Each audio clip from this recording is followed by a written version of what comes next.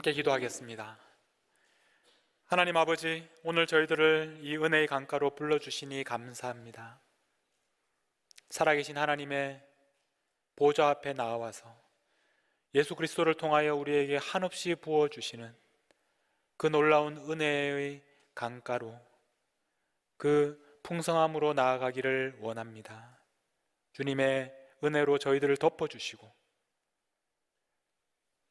하나님의 성령의 충만함을 입게 하여 주시고, 하나님께서 얼마나 우리를 사랑하시는지, 예수 그리스도를 우리에게 주시기까지 크신 사랑과 자비를 베푸시는 하나님을 만나는 시간 되게 하여 주옵소서.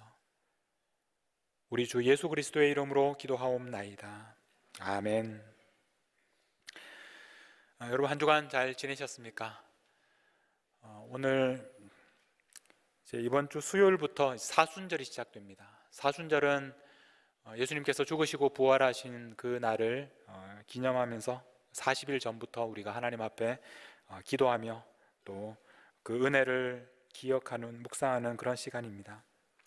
매년 이렇게 우리가 사순절을 맞이하지만 특히 올 사순절은 특별히 우리의 마음이 참 무겁습니다. 왜냐하면 이제 이번 주 금요일이죠. 2월 24일이 되면 우크라이나에서 전쟁이 일어난 지 꼭 1년이 되는 그런 날입니다. 금방 끝날 것 같았던 전쟁이 벌써 1년을 끌고 있고, 지금 수십만 명의 사람들이 죽고 다치고 수백만 명의 사람들이 집을 잃었습니다. 그리고 지난주에 일어난 터키와 시리아에서 일어난 그 지진 때문에 지금까지 적어도 4만 7천 명, 상상할 수 없는 많은 사람들이 숨졌습니다. 그래서 특별히 이번 사순절을 시작하면서 우리는 더 무거운 마음으로 이 시간을 보내고 있습니다. 이번 지진으로 큰 피해를 입은 그런 지역들 가운데 성경에서 우리가 잘 아는 곳이 있습니다. 바로 안디옥이라는 도시입니다. 여러분, 안디옥에 대해서 많이 들어보셨을 겁니다. 안디옥은 바나바와 또 바울이 설립했던 그런 교회였고, 그곳에 그 교회가 굉장히 크게 성장하고, 무엇보다 그 안디옥이라는 도시가 유명해진 것은 그 안디옥에 있는 성도들이 사람들에게 그리스도인이라는 이름을 처음으로 얻었던, 그러니까 이 시대에 지금 그리스도인으로 살아가는 우리 모든 사람들의 고향과 같은 그 그리스도인이라는 이름이 그곳에서 시작된 바로 안디옥이라는 도시입니다. 오늘 우리가 고린도 후서 말씀을 읽었습니다. 고린도 후서는 사도 바울이 고린도 교회에 편지를 두 번째 보낸 편지입니다. 슬라이드를 한번 보여주시면, 지금 고린도 교회는 이제 오늘날 말하면 그리스 지역입니다.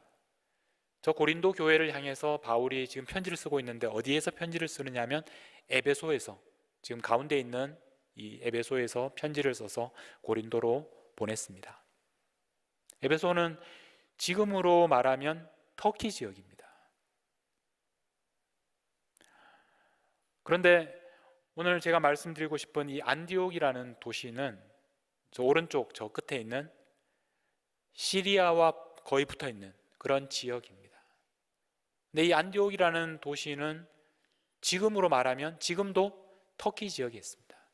그리고 이번 지진으로 가장 큰 피해를 입은 지역 중에 하나가 바로 이 안디옥 지역입니다.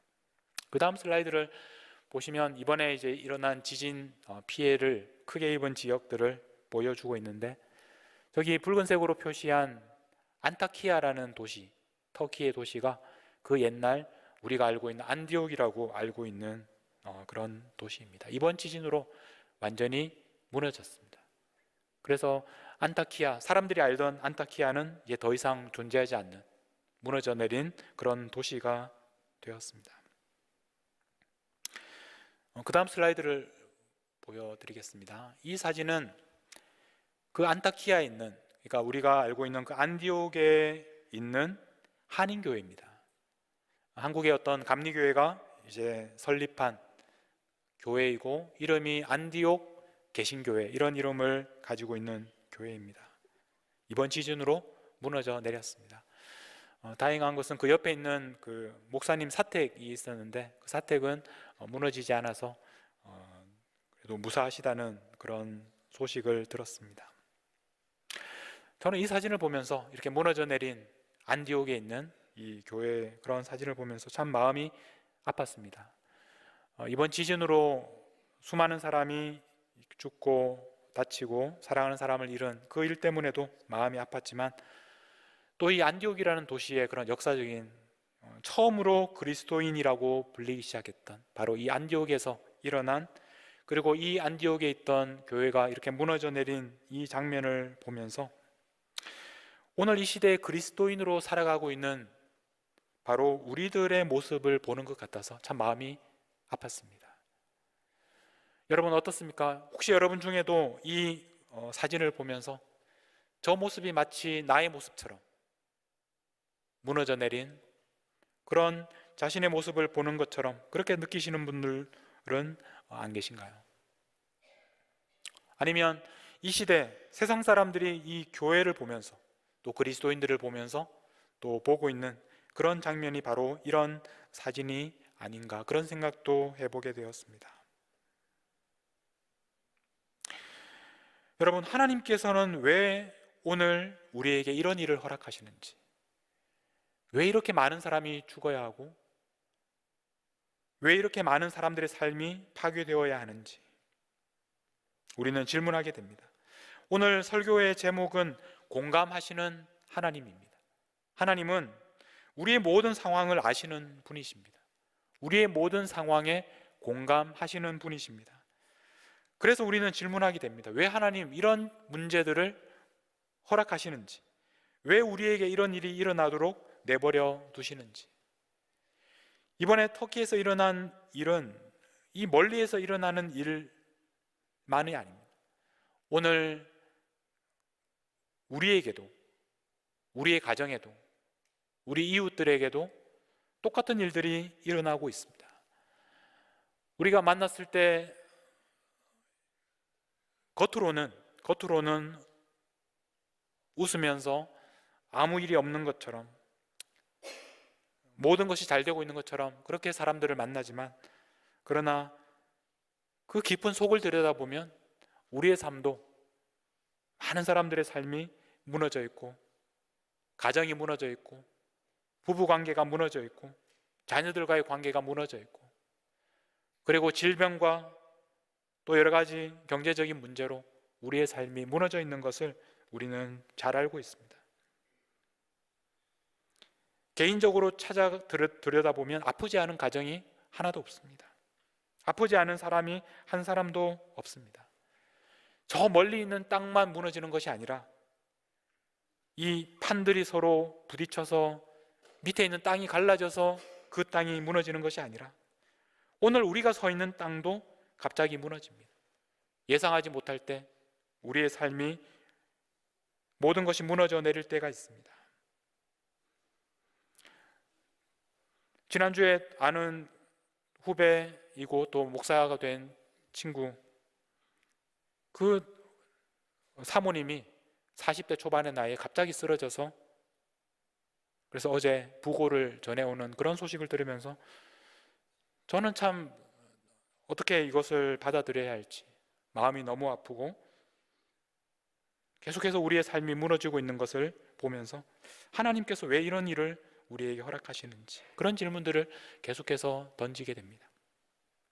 여러분, 오늘 우리는 말씀을 통해서 하나님께서 우리의 상황에 공감하신다는 것이 어떤 의미인지 한번 여러분들과 나누고 싶습니다. 오늘 우리가 읽은 고린도후서, 바울이 고린도 교회에 보내는 두 번째 편지에서 3절에 보면 이 편지는 찬송하리로다 이렇게 시작합니다. 하나님을 찬송하는 것으로 시작합니다. 왜 하나님을 찬송합니까? 왜냐하면 하나님께서는 바로 우리를 위로하시는 분이시기 때문에 그렇습니다. 하나님은 위로의 하나님이시기 때문에, 자비의 아버지시기 때문에 하나님을 찬송한다고 그렇게 고백하고 있습니다. 그런데 그 앞에 보면 찬송하리로다, 그는 우리 주 예수 그리스도의 하나님이시오, 이렇게 읽고 있습니다. 그런데 여러분, 그 밑에 있는 영어 번역과 이렇게 비교해 보면 좀 다른 것을 우리가 발견하게 됩니다. 영어 성경에서는 하나님을 찬양합니다. 그리고 우리 주 예수 그리스도의 아버지라고 합니다. 우리 번역에는 이 아버지라는 중요한 단어가 빠져 있습니다. 찬송하리로다, 그는 하나님이시고 그는 우리 주 예수 그리스도의 아버지시다, 그렇게 말씀하고 있습니다. 여러분, 하나님이 바로 우리 주 예수 그리스도의 아버지라고, 이 사실을 우리가 기억하는 것이 중요합니다. 우리가 하나님이라고 부를 때는, 하나님이라고 생각할 때는 하나님은 어떤 분이십니까? 온 세상을 창조하신 분이시고 전지전능하시고 이 세상의 모든 것을 다스리고 통치하시는 그런 하나님을 우리는 믿고 있습니다. 그런데 우리가 하나님을 아버지라고 부를 때는, 그 아버지라고 부를 때는 우리는 동시에 아들을 생각하게 됩니다. 아들이 있기 때문에 아버지가 됩니다.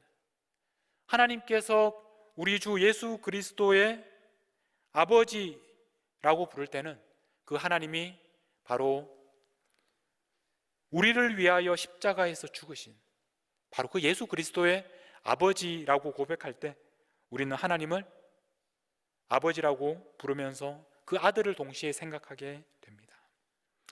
여러분, 놀라운 것은 그 아들이신 예수님에게 어떤 일이 일어났습니까? 예수님께서 이 땅에 오셔서 십자가에서 죽으셨습니다. 바로 그것이 하나님의 아들이신 예수님에게 일어난 일입니다. 여러분, 하나님은 우리가 보통 우리의 관념 속에 있는 것처럼 전지전능하시고 완전하시고 온 세상을 창조하신 그런 하나님이실 뿐만 아니라 그분에게 아들이 하나 있는데 그 아들이 십자가에서 죽으신 하나님은 바로 그 아들의 아버지이시다. 그래서 그분이 자비의 하나님, 위로의 하나님이 되실 수 있는 것입니다. 십자가에서 죽으신 예수님의 아버지이시기 때문에 우리를 위로하실 수 있다는 말입니다. 하나님은 위로의 하나님이십니다. 이 말씀을 오늘 우리가 읽은 본문에서 굉장히 여러 번 반복을 하고 있습니다. 강조하고 있습니다. 4절에도 보시면 우리의 모든 환난 중에서 우리를 위로하사 우리로 하여금 하나님께 받는 위로로서 모든 환난 중에 있는 자들을 능히 위로하게 하신다. 여러분, 이 위로한다라는 말은, 그 다음 슬라이드를 한번 보여주십시오. 위로한다는 말은 이 성경에 나오는 이 위로한다는 이 단어는 파라, 칼레오 두 단어가 합쳐진 말입니다. 뒤에 있는 칼레오라는 것은 부른다는 말입니다. 앞에 있는 파라라는 말은 옆에라는 말입니다. 그러니까 이 두 단어를 합쳐서 직역하면 옆에서 부르는 것을 말합니다. 이것이 위로한다라는 말의 어원입니다. 여러분, 하나님께서 위로하신다라고 할 때 그 말은 하나님께서 멀리서가 아니라 우리 옆에 오셔서 우리를 불러주시는 것을 의미합니다. 멀리 계시면 우리를 위로할 수가 없습니다. 하나님께서 우리 곁에 오셔서 우리를 위로하십니다. 하나님께서 우리 옆에 계신다는 것을 우리가 아는 이유는 바로 우리를 위해서 이 땅에 오신 예수님 때문입니다. 그러므로 하나님께서 우리를 위로하신다라는 의미는 하나님께서 예수 그리스도의 아버지이시기 때문에, 예수님께서 우리를 위하여 이 땅에 오셔서 십자가에 죽으신 바로 그 예수님의 아버지이시기 때문에 우리를 위로하십니다. 오늘 설교 제목을 공감하시는 하나님 이렇게 지을 때 제가 함께 생각했던 찬양은 공감하시네라는 찬양입니다. 여러분, 그 이메일에 링크를 보내드렸는데요, 그 슬라이드를 한번 보여주십시오. 이 가사를 보면 참 감동적인 가사입니다. 주님이 우리의 아픈 마음을 아시네. 가까이서 우리의 아픔에 공감하시네. 우리 가운데 찾아오셨던 그 주님이 우리의 모든 상황에 공감하시네. 이런 가사입니다. 이 찬양을 만든 분이 김강현이라는 그런 사역자인데, 어떻게 이 찬양이 나오게 되었는지를 찾아봤는데, 중학교 2학년 때 공황장애를 겪었다고 합니다. 힘든 시간을 그렇게 보내다가 하나님의 은혜로 회복이 되고, 그래서 신학교에 갔습니다. 큰 은혜를 받고 신학교에 입학합니다. 근데 입학하던 그 해에 봄에 세월호 사건이 일어납니다.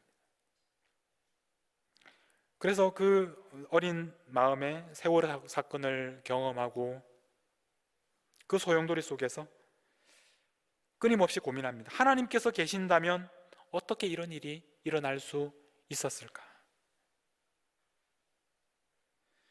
그러면서 내린 결론이 뭐냐면, 하나님은 이 세상 사람들의 고통에 무관심한 분이다. 그런 결론을 내리고 많은 방황을 하게 되었습니다. 그런데 이 사역자가 다시 회복할 수 있었던 것은 현수막에 걸려있는 한 마디 때문이었습니다. 그 세월호 사건의 아들을 잃은 그 부모가 고백한 그 말을 현수막에 이렇게 걸었는데, 그 현수막에 이렇게 되어 있었습니다. 내가 하나님을 믿는 이유는 그분이 나와 같이 아들을 잃어본 아픔을 아시기 때문이다. 내가 하나님을 믿는 이유는 그분이 나와 같이 아들을 잃어본 아픔을 아시기 때문이다. 이 말을 보면서 하나님에 대해서 다시 한번 새롭게 만나게 되었고, 그래서 이런 노래 가사를 쓸 수 있었습니다. 그래서 주님이 우리의 아픈 마음을 아시네. 가까이서 우리의 아픔을 공감하시네. 우리 가운데 찾아오셨던 그 주님이 우리의 모든 상황에 공감하시네. 이렇게 고백할 수 있었습니다. 여러분, 하나님은 우리의 아픔에 공감하시는 분이십니다. 하나님은 우리의 아픔에 무관심한 분이 아닙니다. 왜냐하면 하나님은 아버지이시기 때문에 그렇습니다.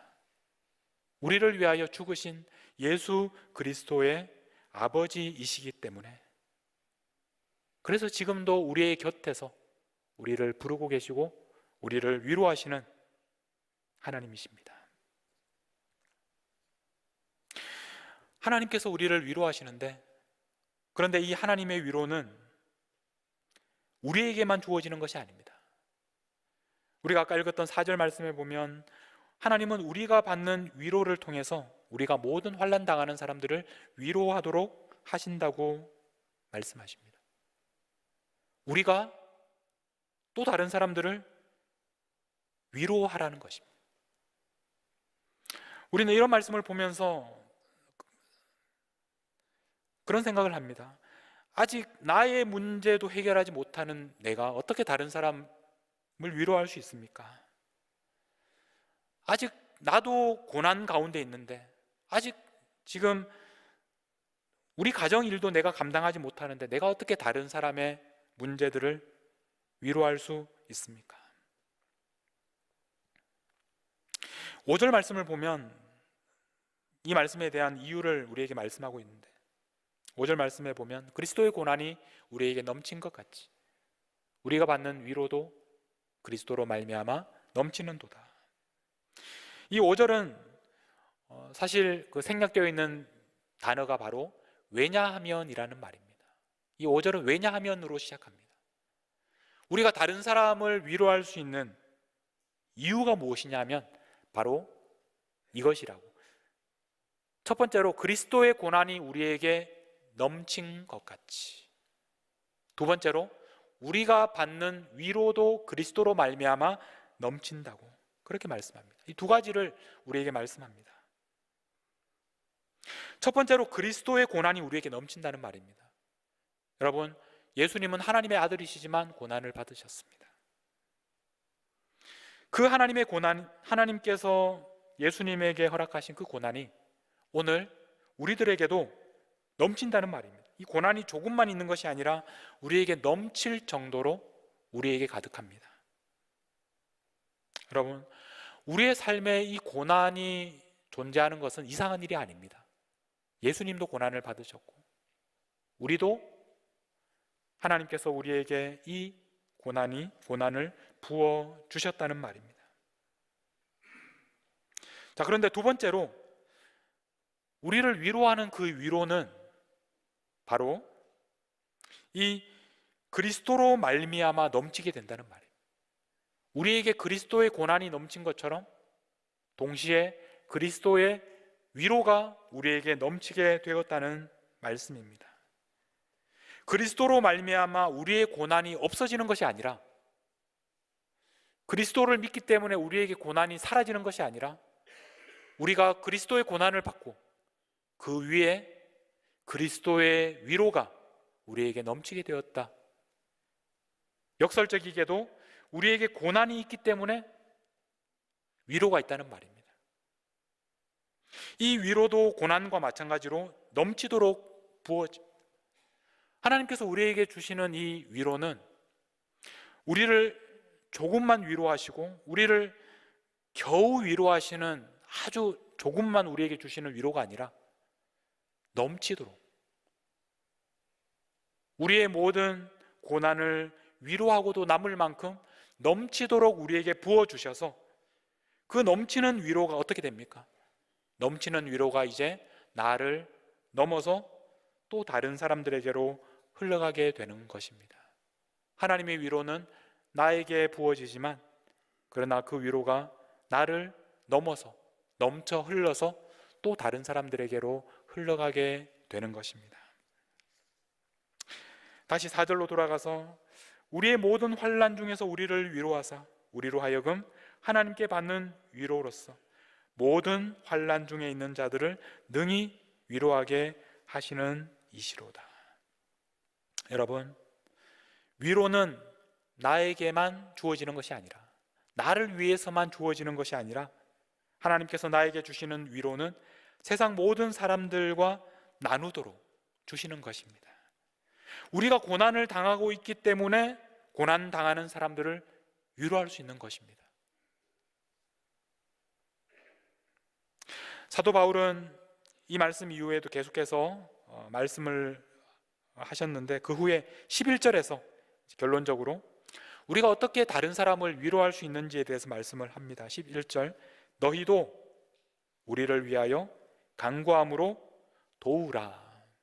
너희도 우리를 위하여 간구함으로 도우라. 사도 바울이 고린도 교회 성도들에게 지금 고난 가운데 있는 중에도 너희들도 우리를 도울 수 있다. 우리를 위하여 간구함으로 도우라. 여기에서 이 도우라라는 말은 두 단어가 합쳐진 말입니다. 함께라는 말과 그리고 일한다는 말이 들어가 있습니다. 함께 일한다는 말입니다. 너희도 우리를 위하여 함께 일하라는 말입니다. 고난 가운데 있는 고린도 교회 성도들에게 너희들도 우리를 위하여 함께 일할 수 있다고 부르고 있습니다. 어떻게 일할 수 있습니까? 우리를 위하여 간구함으로 도우라. 우리를 위해서 기도하는 것, 우리를 위해서 간구하는 것이 바로 함께 일하는 방법이라고 말씀합니다. 여러분, 기도는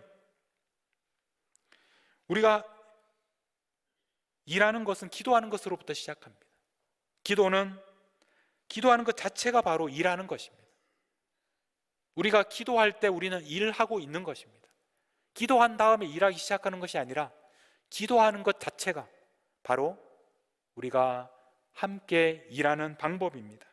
기도야말로 우리가 하나님과 함께 일하는 가장 강력한 그런 도구이기 때문에 그렇습니다. 여러분, 오늘 말씀을 보면 하나님은 공감하시는 하나님이십니다. 우리의 아픔에 무관심한 하나님이 아니십니다. 하나님은 여러분의 상황을 알고 계십니다. 여러분의 상황에 무관심하시지 않습니다.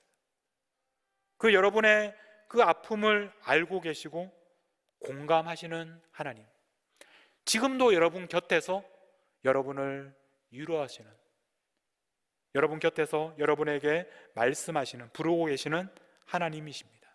왜냐하면 하나님은 예수 그리스도의 아버지이시기 때문에 그렇습니다.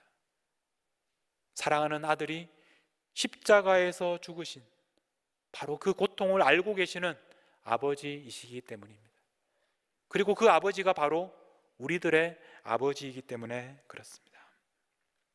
여러분, 공감하시는 하나님은 우리들뿐만 아니라 지금 이 땅에서 고통당하고 있는 사람들, 저 우크라이나 전쟁 중에 있는 사람들, 터키와 시리아의 지진 때문에 고통당하는 사람들, 그 아픔을 공감하시는 하나님이십니다. 하나님께서는 그 아픔을 알고 계십니다. 왜냐하면 하나님은 우리를 위하여 십자가에 죽으신 예수 그리스도의 아버지이시기 때문에 그렇습니다. 하나님께서는 우리를 위로하시는 하나님이십니다. 하나님께서 우리를 위로하실 때 조금만 위로하시는 것이 아니라 넘치도록 우리에게 위로를 부어 주시는 분이십니다. 그리고 그 위로가 우리를 넘어서서 또 다른 사람들에게로 흘러가도록 하시는 것입니다. 그러므로 여러분, 이제 함께 일하기 시작하십시오. 내가 가지고 있는 문제들, 나의 고난이 다 끝난 다음에, 모든 문제가 해결된 다음에 그때부터 일하지 마십시오. 지금부터 여러분 곁에 있는 지금도 고통당하는 사람들을 위해서 기도하기 시작하십시오. 기도하는 것이 바로 일하는 것입니다. 하나님께서 그 기도를 통해서 역사하시기 때문입니다. 그래서 하나님께서 여러분들에게 부어주시는 그 위로가 또 다른 사람들에게로 흘러 넘치도록, 그래서 하나님의 위로가 또 다른 사람들을 위로하는 역사가 나타나도록, 그것이 바로 오늘 우리를 이 땅에 부르신 하나님의 목적입니다. 여러분, 지금도 곁에서, 여러분의 옆에서 부르고 계시는, 공감하시는 그 하나님을 경험하십시오. 그 하나님의 음성을 들으십시오. 그리고 하나님께서 여러분들을 위로하는 그 위로를 또 다른 사람들과 나누시는 그런 삶을 살아가시는 우리 모든 성도님들이 되시기를 축복합니다. 오늘 함께 공감하시네, 이 찬양을 함께 부를 텐데요, 여러분, 이 찬양을 부르면서 오늘 우리가 어떤 상황에 있든지 우리의 상황에 공감하시는 그 하나님을 찬양하고, 동시에 지금도 아픔 가운데 있는 저 멀리 우크라이나와 터키와 시리아에 있는 그 사람들을 우리가 위해서 기도하는 마음으로 이 찬양을 함께 불러보도록 하겠습니다. 오늘 함께 찬양하겠습니다.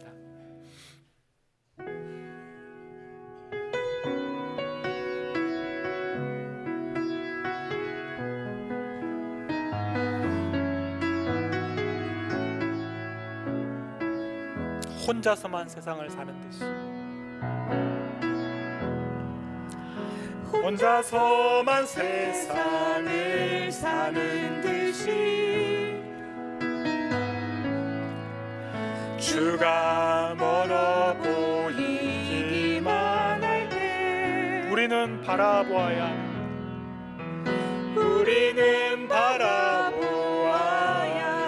하네. 우리에게 오셨던 그 주님을,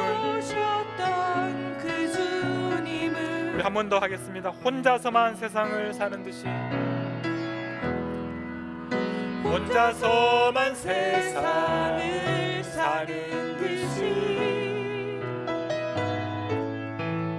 주가 멀어 보이기만 할 때 우리는 바라보아야 하네. 우리는 바라보아야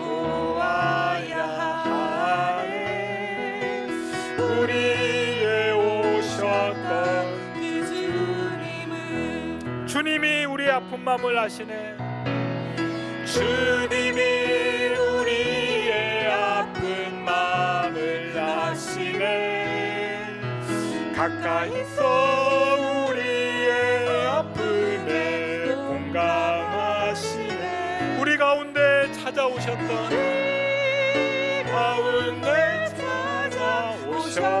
그 주님이 우리의 모든 상황에 공감하시네. 우리 다시 한번 하겠습니다. 주님이 우리의 아픈 마음을 아시네. 주님이 우리의 아픈 마음을 아시네. 가까이서 우리의 아픔에 공감하시네.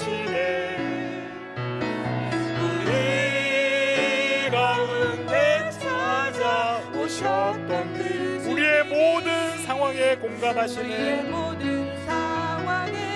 우리 한 번 더 하겠습니다. 주님이 우리의 아픈 마음을 아시네. 주님이 우리의 아픈 마음을 아시네. 가까이서 우리의 아픔에 공감하시네. 우리 가운데 찾아오시네.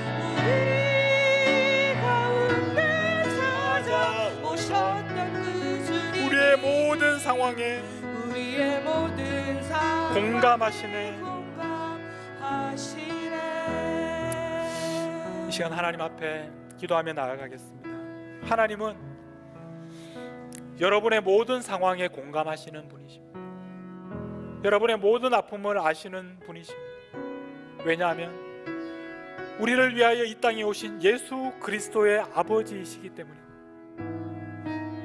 그 하나님께서 우리뿐만 아니라 사랑하는 이 땅의 수많은 하나님의 자녀들을 위하여 지금도 마음 아파하고 계십니다.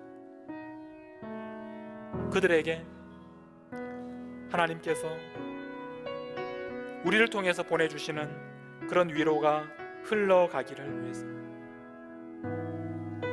함께 하나님의 위로를 구하면서 우리 이 시간 지금도 고통당하는 사람들을 위해서 또 중보하면서 기도하면서 함께 하나님 앞에 나아가도록 하겠습니다. 함께 기도하시겠습니다. 하나님 아버지, 공감하시는 하나님, 우리를 위하여 이 땅에 오신 예수 그리스도의 아버지이신 하나님, 우리 아버지 하나님, 지금도 고통 가운데 있는 저희들을 위하여, 지금도 고통 가운데 있는 이 땅의 수많은 사람들을 위하여 공감하시는 그 하나님의 사랑을 저희가 믿습니다. 주님께서 우리의 아픈 마음을 알고 계십니다. 주님께서 아파하는 그들의 마음을 알고 계십니다. 하나님, 지금도 고통당하는 저 멀리 우크라이나 땅을 불쌍히 여겨 주시옵소서. 터키와 시리아 땅을 불쌍히 여겨 주시옵소서. 주님께서 지금도 그곳에서 함께 계심을 믿습니다. 지금도 우리의 상한 마음을 하나님께서 알고 계시고 우리의 가장 아픈 그곳에 주님께서 함께 하심을 믿습니다. 오늘 이 시간 하나님 앞에 나온 사랑하는 자녀들, 그 마음이 무너지고 고통 가운데 있는 백성들을 하나님께서 아시오니 주님께서 그 곁에서 말씀하여 주시옵소서. 지금도 우리와 함께 하시는 그 하나님의 사랑으로 안아 주시옵소서. 주님의 위로가 넘치게 하여 주시옵소서.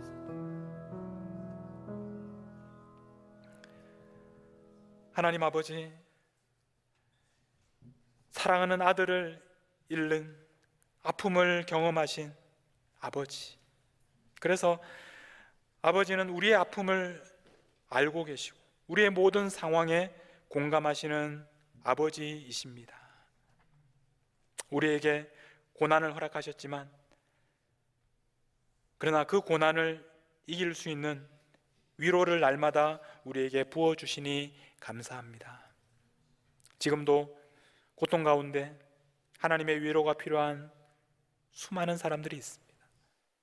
하나님, 지금도 아파하시는 그 하나님의 사랑을 알고 이제 우리를 통해서 흘러 넘치는 그 하나님의 위로가 또 다른 사람들에게 흘러갈 수 있도록, 저희들이 그런 통로가 될 수 있도록 저희들을 사용하여 주시옵소서.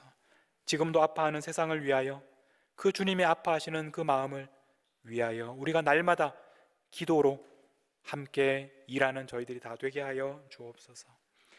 지금도 전쟁 가운데, 지진의 아픔 가운데 고통당하는 그 사람들의 마음을 공감하시는 우리 주 예수 그리스도의 이름으로 기도하옵나이다. 아멘.